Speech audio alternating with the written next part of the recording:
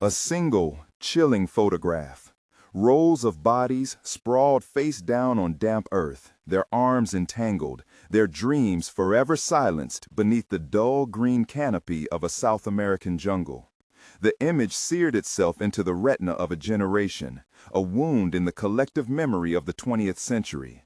The world had never seen death like this, a mass tragedy not born of war or nature, but of faith and obedience, carved by the hands of a single man. It was November 18, 1978. Newswires sputtered with incomplete reports. Hundreds dead, maybe more, in a place called Jonestown. Who were these people? How could a promise of sanctuary have become a sentence? As night fell, the world's press hovered at the edge of a clearing in Guyana, their boots sinking into the mud, their eyes fixed on the unthinkable.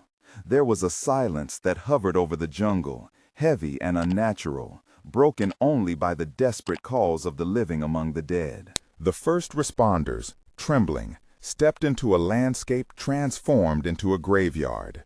The air was thick with the scent of chemicals and decay, mingling with the humid breath of the rainforest. Among the bodies lay children, their small forms curled against mothers and fathers, as if sleep might shield them from the final horror. Scattered around them, battered suitcases, faded photographs, and Bibles, fragments of lives interrupted, dreams abandoned in the shadow of a promise gone wrong. What began as a story of hope, of a utopian community seeking refuge from the storms of American injustice, had ended in a tableau of horror. The name Jim Jones was spat from the lips of survivors and investigators alike, a name that would echo in infamy, synonymous not with salvation, but with annihilation. The scale of the massacre, the innocence of its victims, and the darkness of its architect would haunt the world for decades to come. In the days that followed, the world grappled with disbelief. Televisions flickered with images of Guyanese soldiers moving through the carnage, their faces masked in shock. Reporters, their voices unsteady, tried to explain the inexplicable. A mass suicide, orchestrated by a man once hailed as a prophet of compassion.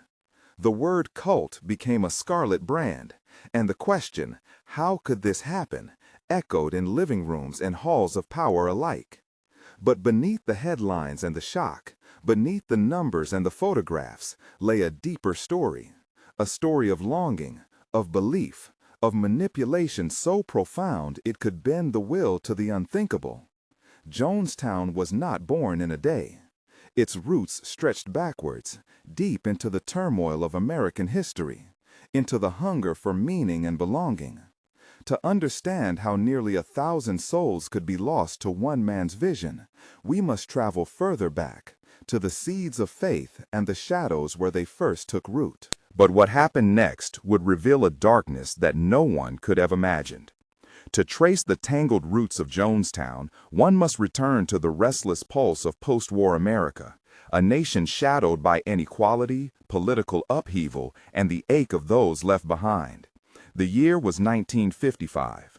In the heartland city of Indianapolis, a young preacher named James Warren Jones watched the world with troubled eyes.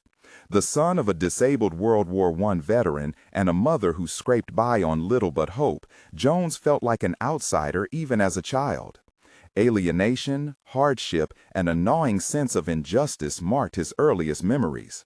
He was haunted by the rigid lines that divided black and white, rich and poor, faith and skepticism. In the pews of a small Methodist church, Jones discovered the language of belonging, a place where words could heal or wound, where collective hope could take shape. Charismatic, intense, and deeply ambitious, he founded the People's Temple with a vision that shimmered with idealism. A congregation without prejudice, a sanctuary for the marginalized, a family for those society had forgotten. At a time when segregation was law and poverty a quiet epidemic, the People's Temple drew in the desperate and the disillusioned. African Americans fleeing violence, working-class families battered by economic despair, elders abandoned by progress. But beneath the bright banners and hymns, Jones's charisma carried an undercurrent of something darker. A hunger for control, a fascination with suffering, a belief that only he could deliver true salvation. He borrowed from the script of the civil rights movement, marching alongside activists, defying racist mobs, and preaching a gospel that fused Christianity with radical socialism. His sermons thundered against injustice, but his eyes searched the crowd for loyalty, for submission, for the seeds of devotion that would one day grow into roots impossible to sever. By the early 1960s, his following swelled. The People's Temple became a force, feeding the hungry, sheltering the homeless, offering medical care to those locked out of the system. To many, Jones was a living answer to prayer, a prophet who delivered on his promises. Yet always there was the shadow, a demand for absolute obedience, confessions forced before the congregation, whispers of manipulation disguised as redemption. As the movement grew, Jones's ambitions outpaced the boundaries of Indianapolis. The city, with its simmering racial tensions and conservative backbone, could not contain his vision. In 1965, he led his flock westward, toward California, a land that, in the American imagination, promised reinvention and freedom. The People's Temple settled first in Redwood Valley, a rural enclave in the north, and then expanded to San Francisco and Los Angeles. There, the temple's message resonated with a new generation, young idealists disillusioned by war, civil rights activists seeking justice, and the lonely searching for family. California in the late 1960s was a crucible of change. The People's Temple flourished in this climate, weaving itself into the fabric of progressive politics and social activism. Jones courted politicians, journalists, and celebrities, offering his congregation as proof that racial harmony and collective action were possible. The temple's soup kitchens fed thousands. Its clinics treated the sick. Its members marched for equality, protested against war, and filled city halls with their voices. To outsiders, it was a beacon, a rare community where the marginalized found dignity and the forgotten found purpose. Yet beneath the surface, the same shadows deepened. Jones's sermons grew apocalyptic, warning of conspiracies, betrayals, and the coming destruction of the world. Members were encouraged to sever ties with family outside the temple. Loyalty was tested through public humiliations, staged healings, and confessions extracted under the guise of spiritual cleansing. Dissent was not tolerated. The seeds of devotion Jones had planted now twisted into roots of fear and dependence. But this was only the beginning. The soil of American hope and pain had nourished something extraordinary, and as the years passed, that something would cast a shadow long enough to darken the world. In the crucible of California's radical 1970s, the People's Temple became more than a congregation. It was a movement, a surrogate family, a cause that blurred the line between faith and fanaticism. Jim Jones, now at the height of his influence, orchestrated every detail of his followers' lives. He demanded collective labor for the temple, communal living, and absolute secrecy about inner affairs. To outsiders, the temple's achievements gleamed. Politicians and social workers praised its racial integration and charity. But inside, the atmosphere grew taut with fear and surveillance. Jones's charisma was magnetic, but his methods were increasingly coercive. Members handed over paychecks, property, and custody of their children to the temple. Nightly meetings stretched into the early hours, filled with confessions, denunciations, and Jones's apocalyptic prophecies. He wove a mythology of siege, claiming dark forces plotted against the temple. His voice, a hypnotic blend of compassion and command, convinced many they stood at the front lines of a cosmic struggle.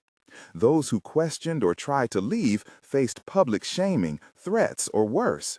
Loyalty became a currency and suspicion a weapon. The media, at first seduced by Jones's social activism, began to probe deeper. Whispers of fraud, abuse, and mind control swirled around the temple's closed doors. Families of members, alarmed by sudden disappearances and broken ties, reached out to the authorities. Jones responded by tightening his grip. He staged fake healings, performed apparent miracles, and orchestrated demonstrations of unwavering obedience, sometimes involving loyalty tests where followers drank harmless liquids believing it was poison just to prove their devotion. But the cracks widened. Investigative journalists published exposés. Defectors risked everything to tell their stories. Jones, feeling the walls closing in, grew more paranoid and erratic. He began to speak obsessively of a promised land, a place beyond America's reach, a haven where the temple could fulfill its vision without persecution. Guyana, a remote nation in South America, suddenly emerged in his rhetoric as a new Eden. There, he promised, his people would build a socialist paradise, safe from the enemies he claimed lurked at every corner. As plans for exodus took shape, the temple's internal dynamics darkened further. Members were pressured to sign over assets, relinquish passports, and sever all ties with the outside world. Children rehearsed escape drills and survival routines. The leadership, handpicked by Jones, policed thought and speech, rooting out dissent. The dream of utopia was now inseparable from the machinery of control. Families were split apart, with children sometimes placed in communal care, and spouses encouraged to inform on one another. The temple's compound in San Francisco became a fortress, its doors locked, its windows shrouded, its secrets multiplying in the shadows. Jones's sermons, once filled with hope, now thundered with warnings of annihilation. He spoke of government conspiracies, of assassins lurking in the night, of a world that would never let the temple live in peace. Fear became the glue that held the community together. Members who expressed doubts were subjected to public humiliation, beatings, or forced isolation. The sense of siege was total, an entire community bracing for an apocalypse only their leader could see. But what was approaching was more than an escape. It was the threshold to a world where devotion would be tested beyond anything the temple had ever endured. A world where the seeds of faith would be twisted into a nightmare from which there would be no awakening. And what happened next would shake the very core of every person who crossed into Jonestown. The journey to Jonestown was not a pilgrimage, but an exodus forged in desperation.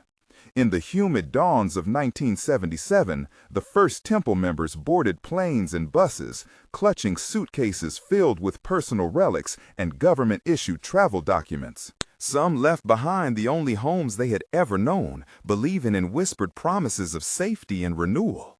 Others, already burdened by doubt, followed out of fear. Fear of what might happen if they stayed, fear of the unknown, but even greater fear of Jim Jones himself.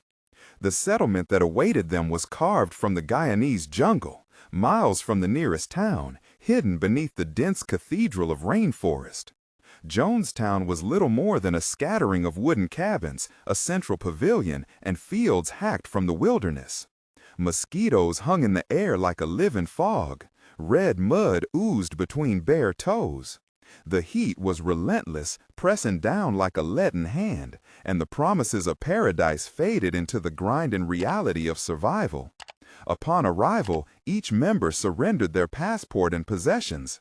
The outside world slipped away, replaced by the unbroken rhythm of communal labor. From sunrise to sunset, men, women, and children toiled in the fields, clearing land, planting crops, and building new structures.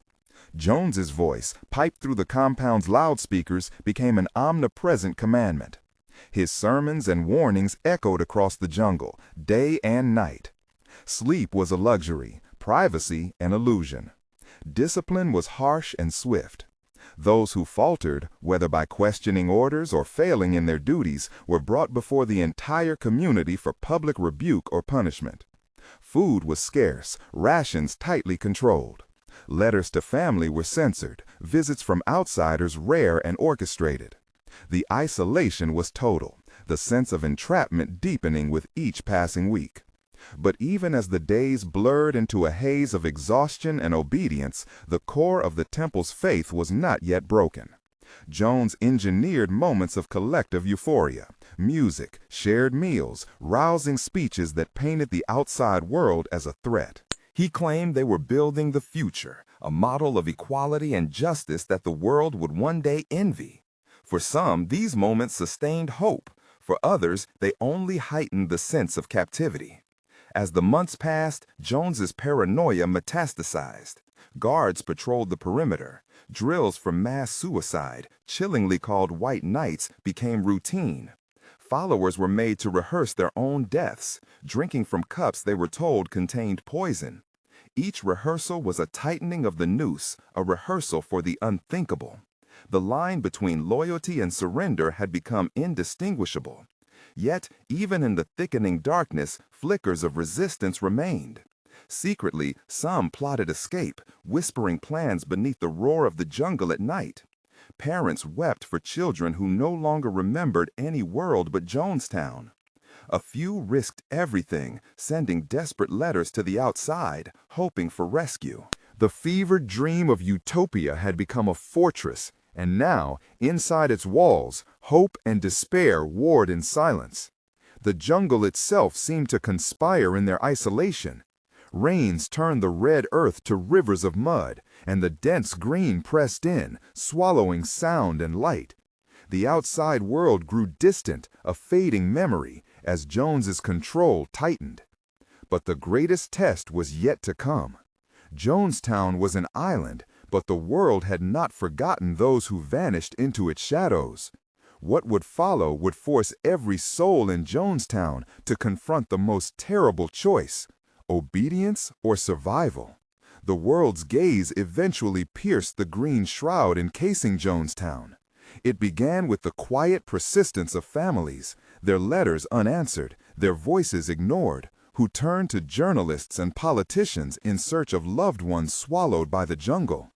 The pressure mounted, quiet at first, then relentless.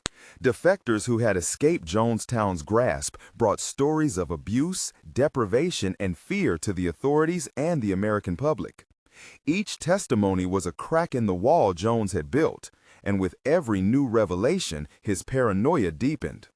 By late 1978, Congressman Leo Ryan, propelled by pleas from desperate relatives and mounting headlines, made the fateful decision to travel to Guyana. His delegation included journalists, legal aides, and concerned family members. Their arrival in Jonestown was a moment heavy with unspoken dread. Jones, gaunt and feverish, greeted them with a brittle smile, orchestrating a theater of harmony. The pavilion was swept clean, children sang songs of gratitude, and hand-picked members recited rehearsed lines about their happiness. But beneath the surface, the tension was palpable. Eyes darted, voices wavered. The jungle itself seemed to hold its breath. As Ryan's group moved through the settlement, a handful of residents slipped him desperate notes, begging for escape. The illusion cracked. When Ryan announced that anyone who wished to leave could do so, Jones's mask began to slip. Panic spread like wildfire. Armed guards materialized from the shadows. The line between sanctuary and prison was obliterated in an instant. The next day, as Ryan and his contingent prepared to depart with several defectors, violence erupted. At a remote airstrip, Temple gunmen opened fire, killing the congressman, 3 journalists, and a Temple defector. The jungle absorbed their screams as the final barrier to Jones's absolute authority fell away. The violence was the trigger. There would be no return to the world outside. Back in Jonestown, the atmosphere shifted from taut anxiety to apocalyptic frenzy. Jones gathered his followers in the pavilion, his voice now stripped of all pretense, promising that enemies would descend upon them within hours. His words painted a vision of annihilation, of children tortured, of families destroyed unless they acted together. He spoke of revolutionary suicide as an act of ultimate protest, a way to seize agency from a world that, he insisted, would offer them only suffering. As dusk bled into night, a massive vat of grape-flavored drink laced with cyanide was prepared. Mothers were told to bring their children forward. The air grew thick with screams, sobs, and prayers. Some resisted, pleading for their lives, for the lives of their children, but the guards, armed and implacable, herded them forward. The jungle that had swallowed Jonestown now bore witness to its undoing. Within hours, over 900 lives were extinguished, their bodies strewn beneath the trees, the silence of the rainforest broken only by the echoes of loss. But the horror did not end with death. The world would awaken to the images, the numbers, the questions that could never be fully answered. Jonestown, once a dream of equality and belonging, had become a graveyard. Its tragedy a warning carved indelibly into the history of human faith and frailty. And yet, among the ruins, stories of survival, guilt, and impossible choices would begin to surface, forcing us to confront not only what happened, but how the darkness had been allowed to grow unchecked. In the aftermath, the world reeled.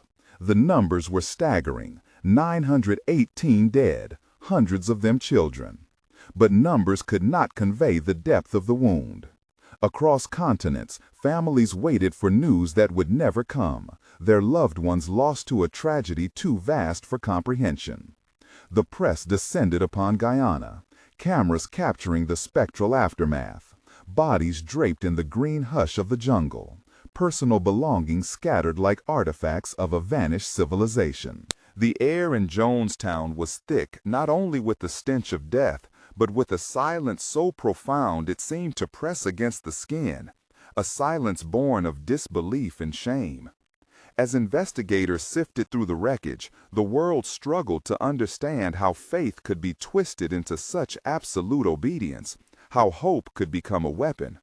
The term "drinking the Kool-Aid" entered the lexicon, a cruel shorthand for blind allegiance, but it could never contain the agony of those moments or the years of manipulation that preceded them. Survivors, few in number, emerged blinking into the light, carrying with them memories that would haunt their dreams. The sound of Jones's voice urging surrender, the terror of watching friends and family slip away, the paralyzing guilt of having survived when so many did not. The American public, confronted with the scale of the disaster, demanded answers. Congressional investigations were launched. Religious movements everywhere found themselves under new scrutiny. The word cult became a specter, invoked in fear and suspicion.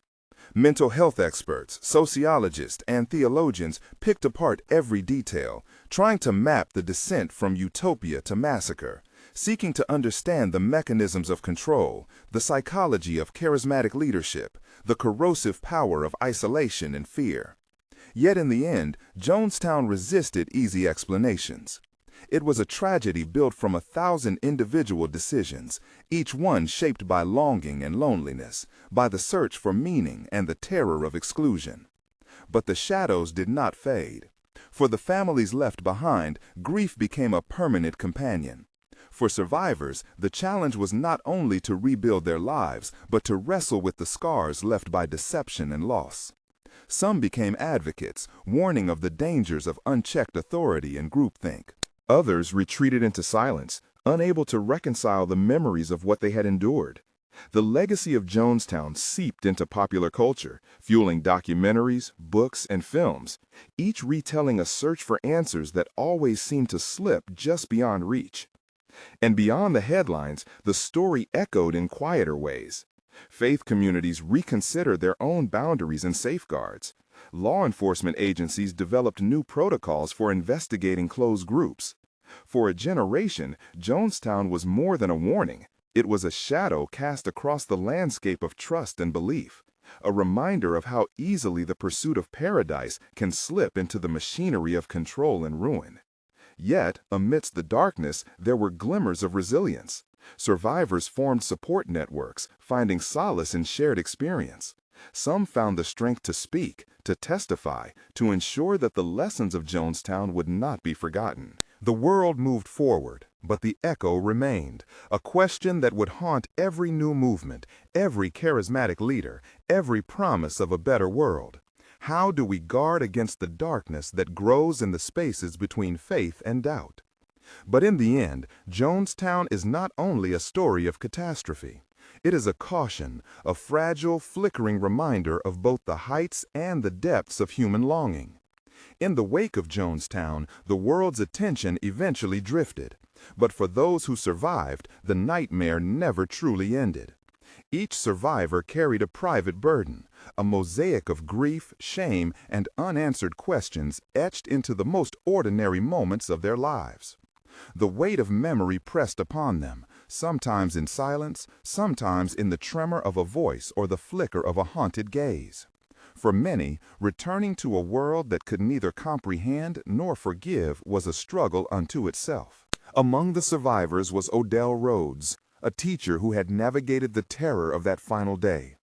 He had watched as friends and families succumbed, powerless to intervene. In the months and years that followed, Rhodes spoke softly to investigators, his words careful and measured, each recollection costing him dearly. He was not alone. Laura Johnston Cole, another survivor, found herself exiled from everything familiar, her community gone, her faith shattered. She rebuilt her life piece and fragile piece, reaching out to other survivors in an effort to make sense of the unthinkable. The pain of survival was not limited to Jonestown's boundaries. Back in the United States, families who had lost sons, daughters, parents, and friends faced the shrapnel of grief. Some, like the relatives of Al and Jeannie Mills, former Temple members turned vocal critics, sought justice, advocacy, and the preservation of memory. Others retreated into silence, unable to speak the names of the lost without risking collapse. The ripples of Jonestown stretched across generations, shaping the childhoods of those left behind, coloring every family photograph, every empty seat at the table. And yet, amidst the sorrow, small acts of humanity emerged. Survivors formed support groups, met in church basements and quiet living rooms, their voices weaving together the fragments of collective memory. They told their stories to journalists and documentarians, not to sensationalize, but to warn, to educate, to keep the memory of Jonestown alive so that its lesson would never fade. Each testimony was an act of resistance against forgetting, a refusal to let the darkness consume the light of those who had perished.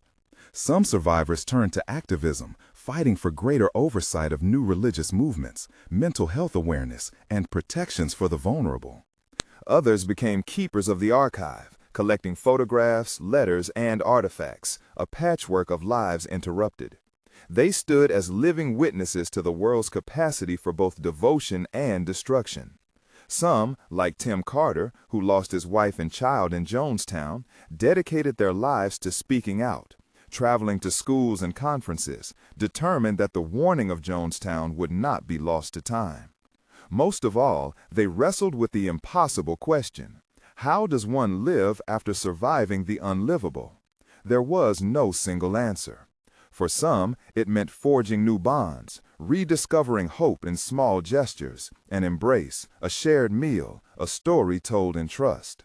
For others, the journey was quieter, marked by solitude and contemplation, by tending the graves of memory, and planting seeds of understanding in the shadows of loss. The world moved on, but for the survivors, every anniversary, every news story, every echo of the past was a reminder that the story of Jonestown was not simply a chapter in history, but a wound that demanded witness.